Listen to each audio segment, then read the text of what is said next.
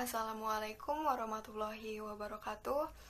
Izin memperkenalkan diri, nama saya Desti Rama Saputri. Saya dari PPKN Untirta 2018.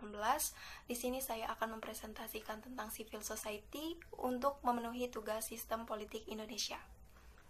Civil society atau yang sering kita sebut dengan masyarakat madani, pertama kali di Asia diperkenalkan oleh Anwar Ibrahim.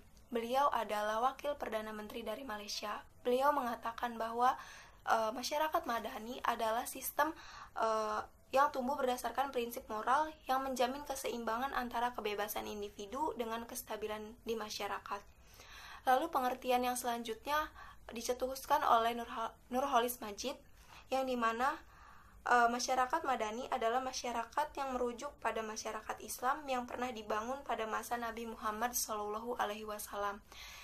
Menurut Nurholis Majid sendiri, masyarakat madani yang sekarang tumbuh di Indonesia adalah representatif dari masyarakat madani yang terbentuk dalam Piagam Madinah pada masa Nabi Muhammad SAW. Sedangkan pengertian secara umum, masyarakat madani adalah masyarakat yang beradab dalam membangun, menjalani, dan memaknai kehidupannya, yang dimana masyarakat mempunyai pedoman dalam menjalankan kehidupan bermasyarakat, seperti pedoman tentang moral dan supremasi hukum. Lalu masyarakat madani berkewajiban bukan hanya melindungi warga negara saja, namun masyarakat madani juga bisa merumuskan dan menyuarakan aspirasi masyarakat. Di dalam masyarakat madani juga bukan hanya kita saling menjaga sebagai sesama masyarakat, tapi kita juga bisa menyuarakan aspirasi kita kepada pemerintah yang atas.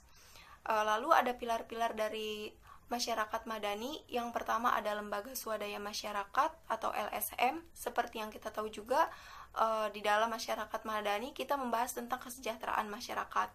Dengan adanya LSM ini diharapkan bisa membantu masyarakat untuk bisa mensejahterakan kehidupannya, dibantu dengan LSM dan juga bisa menyuarakan aspirasinya lewat LSM tersebut. Lalu ada supremasi hukum. Seperti yang kita tahu, dalam masyarakat madani adanya suatu kebebasan, tapi kebebasan tersebut harus memiliki batasan yang mengatur seseorang agar tidak bertindak menyalahi hak dan kewajiban orang lain. Lalu yang ketiga ada pers. Seperti yang kita tahu juga, dalam menyuarakan aspirasi kita juga butuh tempat. Pers atau media ini contoh salah satunya. Dengan adanya media atau pers tersebut, kita bisa menyuarakan aspirasi kita secara langsung. Lalu yang keempat ada perguruan tinggi. Seperti yang kita tahu, di masyarakat juga kita butuh seseorang untuk menyambung lidah rakyat. Nah, perguruan tinggi ini berperan karena di dalamnya ada dosen dan mahasiswa sebagai penyambung lidah rakyat tersebut. Lalu yang kelima ada partai politik. Partai politik sendiri bertugas untuk menampung aspirasi-aspirasi masyarakat yang ada, yang akhirnya nanti akan dirembukan untuk mengirim fraksi ke pemerintahan dan menyuarakan dari aspirasi masyarakat tersebut. Lalu ada unsur-unsur dalam masyarakat madani. Yang pertama, masyarakat madani tidak muncul dengan sendirinya. Jadi masyarakat madani itu terbentuk karena ada tujuan yang sama meskipun mereka berbeda ras, suku, dan golongan. Adanya wilayah publik yang luas dan bebas sarana, yang dimana seperti kita tahu masyarakat harus tinggal di suatu daerah, berarti harus memiliki suatu wilayah. Lalu yang ketiga ada demokrasi, prasyarat mutlak keberadaan civil society. Civil society itu kan berbicara tentang kebebasan juga. Jadi demokrasi itu prasyarat yang mutlak karena demokrasi membahas tentang kebebasan masyarakat. Yang keempat ada toleransi dan pluralisme.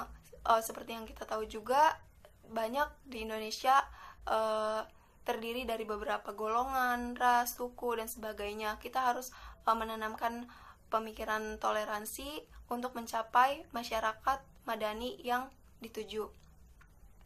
Adanya keadilan sosial, keseimbangan, dan pembagian yang proporsional atas hak dan kewajiban. Jadi di dalam masyarakat itu ada pembagian proporsional antara hak dan kewajiban seseorang individu tanpa membedakan dengan etniknya, rasnya, dan sebagainya.